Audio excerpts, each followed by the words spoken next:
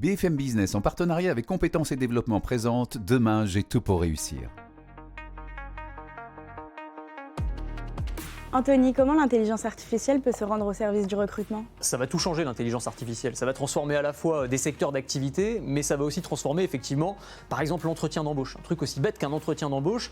Aujourd'hui, on est face à un recruteur humain par définition. Demain, tu passeras peut-être face à une machine. En fait, il y a déjà des entreprises qui commencent à tester ça.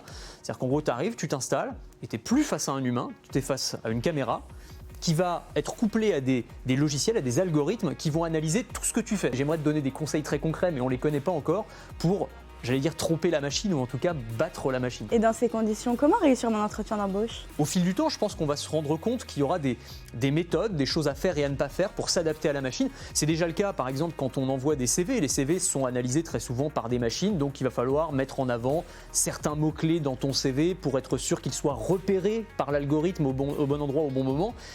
Demain, c'est carrément l'entretien d'embauche qu'il va falloir gérer de cette manière-là. Anthony, demain, pourra-t-on travailler dans un monde virtuel tel que la métaverse de Mark Zuckerberg? C'est vrai qu'on voit en ce moment qu'il y a plein de groupes tech qui mettent des milliards, voire des dizaines de milliards dans ces métaverses, donc dans ces mondes virtuels auxquels on pourrait accéder par un casque de réalité virtuelle comme ça, et on se retrouverait dans un espace de jeu, mais aussi de travail, effectivement. C'est-à-dire un open space avec une vue à 360 degrés comme ça, on aurait tous les collègues autour de soi, on aurait des écrans projetés en face de soi. Technologiquement, on n'en est pas là encore aujourd'hui.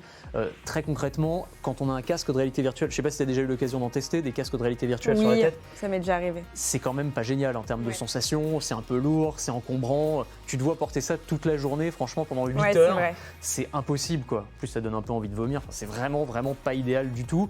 Donc tout ça va s'améliorer avec le temps. Ce qu'imagine Facebook, c'est que demain, on va miniaturiser tout ça, on aura peut-être des lunettes simplement avec de la réalité augmentée. Ils sont en train de travailler sur la nouvelle version du casque. Ils sont en train de travailler. En tout cas, ce qui est sûr, c'est qu'au-delà de cette question du métaverse, il faudra savoir s'adapter à tous ces nouveaux outils.